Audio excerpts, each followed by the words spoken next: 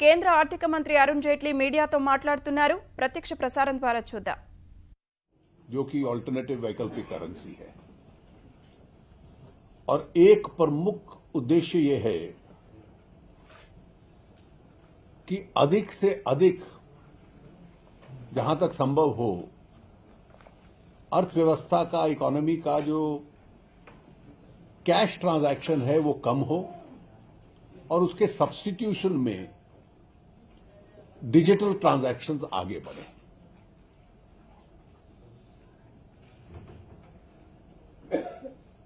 Cash के साथ deal करना इसके इकोनॉमिक कॉस्ट भी हैं और पूरे डेमोक्रेटिक सिस्टम में भी इसका एक कॉस्ट है जो इनबिल्ट है। कुछ कॉस्ट अपेरेंट है, कुछ इनबिल्ट है।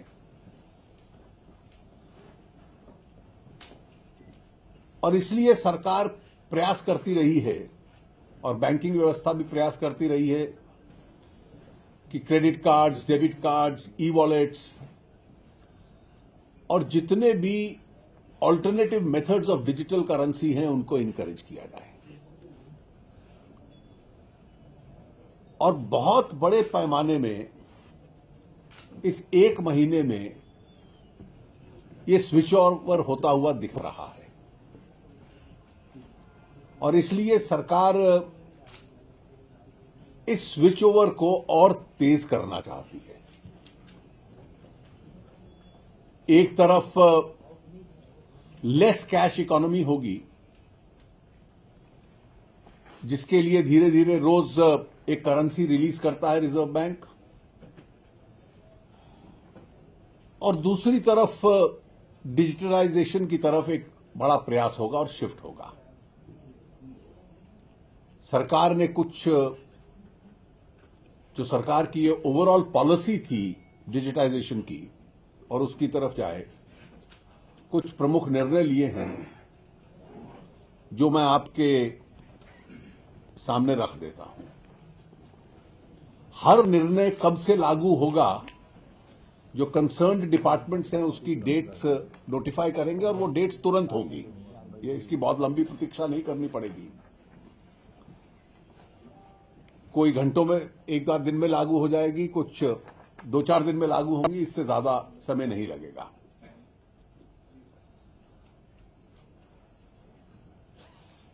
₹4.5 करोड़ कंज्यूमर्स रोज पेट्रोल और डीजल खरीदते हैं पेट्रोल पंप से और इसकी जो डेली सेल है लगभग 1800 करोड़ रुपए के करीब है।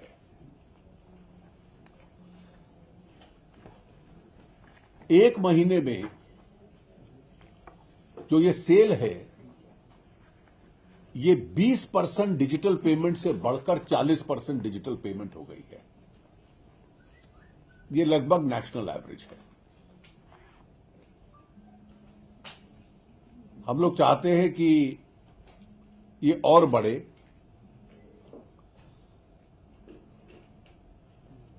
और केवल जो एक महीने में बढ़ी है इससे कैश रिक्वायरमेंट पर डे की 360 करोड़ रुपए की कम हुई है। और अगर ये मौजूदा लिमिट से 30% और बढ़ती है तो लगभग सालाना रिक्वायरमेंट कैश की 2 लाख करोड़ रुपए कम होती है। That is money in circulation. और इसलिए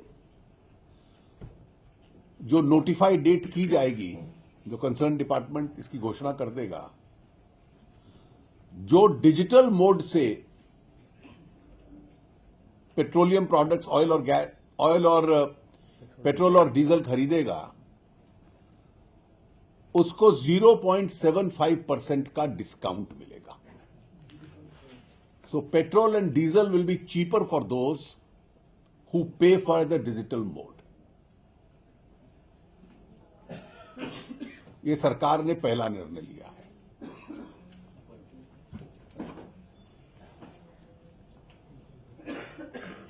दूसरा निर्णय है कि 1 लाख गांव इस देश में जिनकी पॉपुलेशन 10,000 तक है, उसमें पर विलेज जो सरकार का फाइनेंशियल इंक्लूजन फंड है, उस फंड में से 2 point of sale machines free of cost provide की जाएंगी। There will be 2 point of sale machines provided to every village which has a population up to 10,000 and 1 lakh villages, 1 lakh गांव इस purpose के लिए सिलेक्ट होंगे। ये फाइनेंशियल इंक्लूजन फंड में से इसको सपोर्ट किया जाएगा और विशेष रूप से जो एग्रीकल्चरल क्रेडिट सोसाइटीज हैं, मिल्क सोसाइटीज हैं, जहां बहुत ज्यादा लोगों की डीलिंग होती है, इस तरह के पॉइंट ऑफ सेल इस डिस्ट्रीब्यूशन के लिए चुने जाएंगे। मतलब अगर एवरेज साइज उस गांव का 7,500 भी हम लोग मान लें, तो इससे लगभग 75 करोड़ लोग उन तक इन पॉस मशीन्स की एक्सेसिबिलिटी पहुंच जाएगी।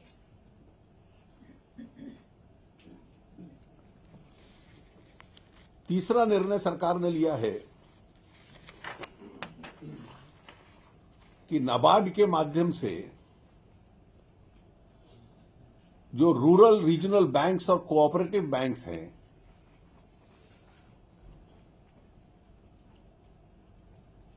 वो 4 करोड़ 32 लाख किसान जिनके पास किसान क्रेडिट कार्ड हैं, उनको रुपे किसान कार्ड देगी, जिनके माध्यम से वो point of sale machines, micro ATMs और एटीएम्स तक ट्रांजैक्शन कर पाएंगे। जो उनकी स्वाभाविक क्रेडिट लिमिट्स हैं, वो लिमिट्स इस पे लागू होंगी। चौथा निर्णय सरकार ने किया है कि जहां जहां सबर्बन रेलवे नेटवर्क है, उन सबर्बन रेलवे नेटवर्क्स में जो लोग मंथली और सीजनल टिकट लेंगे डिजिटल मोड से पेमेंट करके,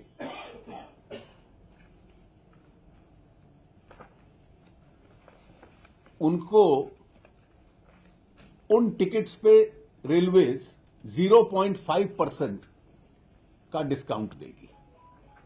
तो अगर आप डिजिटल मोड से मंथली और सीजनल टिकट लेते हैं तो आपको उसका डिस्काउंट मिलेगा, वो सस्ता रहेगी टिकट।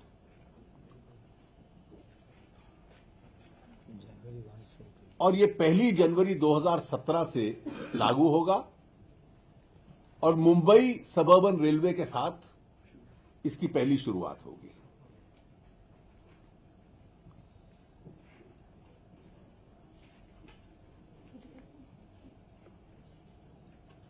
इस देश में जितने लोग रेलवे में सफर करते हैं, ये अगला इंपॉर्टेंट निर्णय है,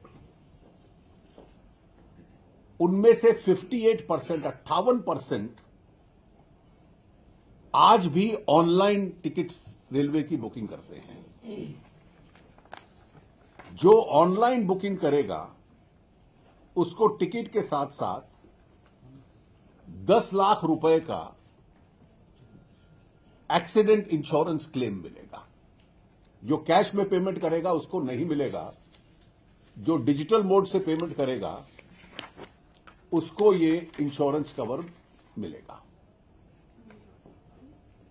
I'll repeat this in English, that for all railway passengers who travel by Indian Railways, 58% are already paying for their tickets online.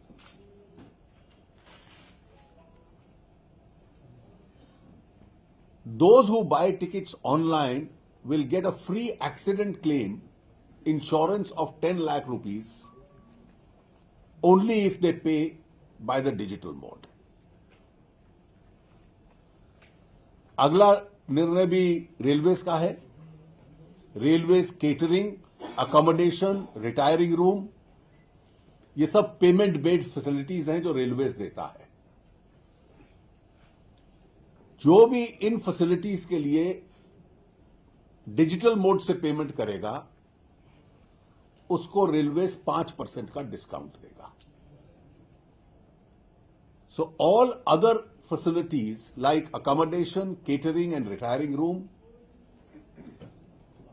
which railways charges for, if payment is made by the digital mode, the facility will be 5% cheaper. अगला निर्णय बहुत महत्व का है. Public sector insurance companies जो हैं वो general insurance companies भी हैं और लाइफ इंश्योरेंस में भी हैं. जो डायरेक्टली इन इंश्योरेंस कंपनीज जो सरकारी क्षेत्र की हैं उनके कस्टमर पोर्टल से अपनी इंश्योरेंस पॉलिसीज लेंगे बाय ऑनलाइन पेमेंट. कि पब्लिक सेक्टर इंश्योरेंस कंपनीज जो जनरल इंश्योरेंस में हैं और लाइफ इंश्योरेंस में हैं, जो लोग कस्टमर पोर्टल है उन कंपनीज का, that is the GIC companies, general insurance companies and the life insurance company, अगर वो डायरेक्टली कस्टमर पोर्टल से पॉलिसी खरीदते हैं और उसका प्रीमियम देते हैं, ऑनलाइन पेमेंट करते हैं अगर डिजिटल मोड से, तो उनको 10% डिस्काउंट मिलेगा जनरल इंश्योरेंस कंपनीज के केस में और 8% डिस्काउंट मिलेगा लाइफ इंश्योरेंस के केस में. सो अगर आप if you buy your policy and from the customer portal and pay by the digital mode directly and not by cash,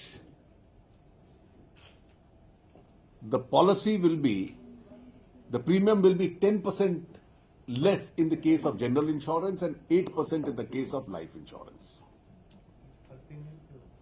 her premium पे ये सब नई पॉलिसीज में होगा. नई पॉलिसी जो ऑलरेडी चल रही है वो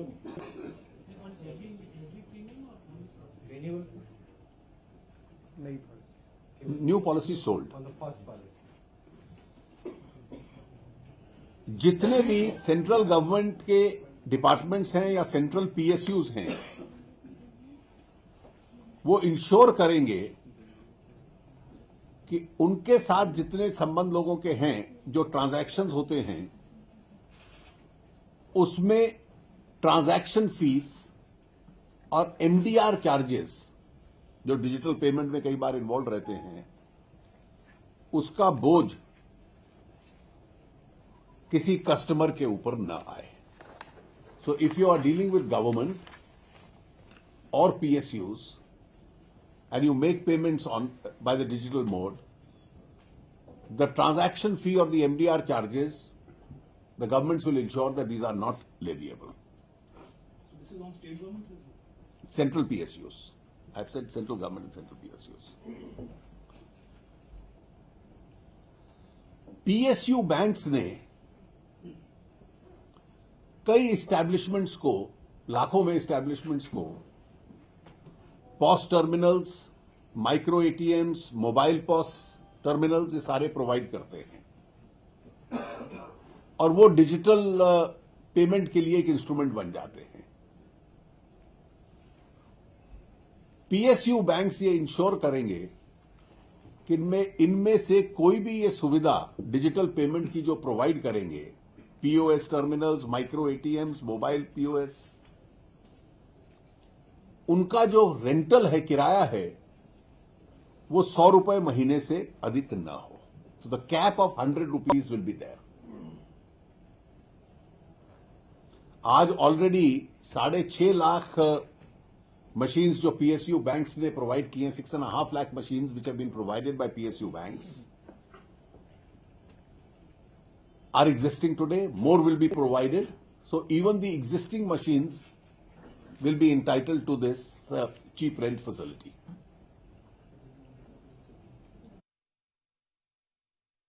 Already Parliament has been informed today of this. और जो अंतिम निर्णय इस रिगार्ड में है,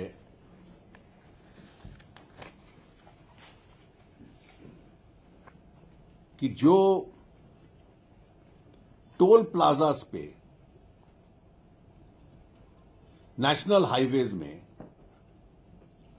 फास्टैग या RFID कार्ड्स का इस्तेमाल करते हैं और उनकी डिजिटल पेमेंट करेंगे,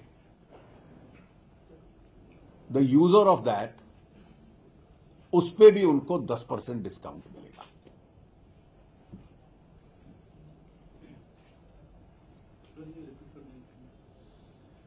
जो नेशनल हाईवेज पे जितने टोल प्लाजास हैं, उन टोल प्लाजास के यूज करने के लिए, टोल के लिए RFID कार्ड या फास्टैग्स होंगे जिनके पास, और उसकी पेमेंट वो डिजिटल मोड से करेंगे, तो उनको वो 10% डिस्काउंट यानी सस्ता मिलेगा। Cash will cost, the cash cards will cost more than the digitally paid cards. तो ये 11 इंपॉर्टेंट डिसीजंस हैं जो सरकार ने आज लिए हैं। वैसे ये लगभग तुरंत लागू हो जाएंगे। उसके जो औपचारिक नोटिफिकेशंस या ऑर्डर्स हैं उस दिशा में कंसर्न विभाग इसको इशू करेंगे, और इसके पीछे जो उद्देश्य है वो यही है कि जो मौजूदा स्थिति में कैश के स्थान पर डिजिटल ट्रांजैक्शंस पे सरकार का एम्फेसिस है, इसके माध्यम से उसको और तेज किया जाए। We want to catalyse that whole process. Sir, there are 11 announcements that you have made, sir. How much lesser cash will now be, used through all these announcements? You see, we Is are- there any assessment that the government has made? You see, we were using as of 8th November, excessive amount of cash and a very, very limited amount of digital transactions. As I mentioned in my opening comment, there is a cost of transacting in cash. And that cost of transacting in cash has to be borne by the economy. It has also to be borne by the political system. These are costs which are visible. These are costs which are invisible. Excessive cash can also lead to a lot of malpractices. And therefore, in the long run, we are using this also as an opportunity to move towards digitization. Now, in almost industry after industry, service after service, the feedback we are getting is that this movement is quite rapid. Now, how much are we eventually able to stop at? This is a matter of final calculation. I don't want to speculate at the figure. But this will certainly make India into a less cash economy. MDR charge per transaction 15 रुपए ले रहे हैं अभी भी। MDR charge हटाने के बावजूद 31 दिसंबर तक petrol pump per transaction 15 rupees ले रहे हैं अभी भी। देखिए, अगर कोई उल्लंघन करता है तो उस शिकायत को हम लोग देखेंगे। मतलब अगर कोई उसका वायलेशन करता है तो फिर उसके साथ जो भी कंसर्न ऑयल कंपनीज हैं उस पेट्रोल पंप के साथ डील करेंगी। Sir, discount bear करेगा। How long will these incentives be offered? Is there any end date? No, there is no end date which we are mentioning just now. Sir, who will bear the cost of these discounts? You see, the cost of these discounts will be borne within the by each of the organizations, because most of these discounts are being offered by bodies which are either central government run or are PSU units. Now, how the government deals with each one of them is a matter internal to the government. So will the whole discount also be passed on through private fuel retail outlets, or will this be limited? No, I have said because it's only the PSUs which have taken this decision. The private ones are to decide in the world of competition what they are to do. They are free to sell costlier petrol and face the consequences of the market. So what are the revenue implications of removing service tax below 2,000 rupees? Are there significant costs? I don't think it can be quantified. Not at this moment, but we will there would be a revenue consequence of every decision. Sir, have you Nearly 70% of the transactions are below 2,000. And you see, since this process has just started, those exact accurate data are not Sir, available. have you thought about encouraging digital payments for funding of political parties? Can I tell you, this would inevitably be a future course. And I think if it becomes digital, if it becomes smaller donations, if it becomes lesser donations from a larger body of donors, it will be a great day for Indian democracy. And when I was repeatedly saying the cost of dealing in cash are both to the economy and the political system, this is one of the factors that I had in mind. After all, internationally, if you've seen in large democracies, you have literally lakhs and millions of people donating small amounts online to political parties. Sir, RBI has received more money than expected. What is that? Look, I let the final figures come. I may only clarify that merely depositing money in a bank doesn't mean that it changes color from black to white. Its tax liability would still remain because what is unexplained will still remain taxable. And therefore, what is deposited in the bank will be closely scrutinized to determine the tax liability on that money. No,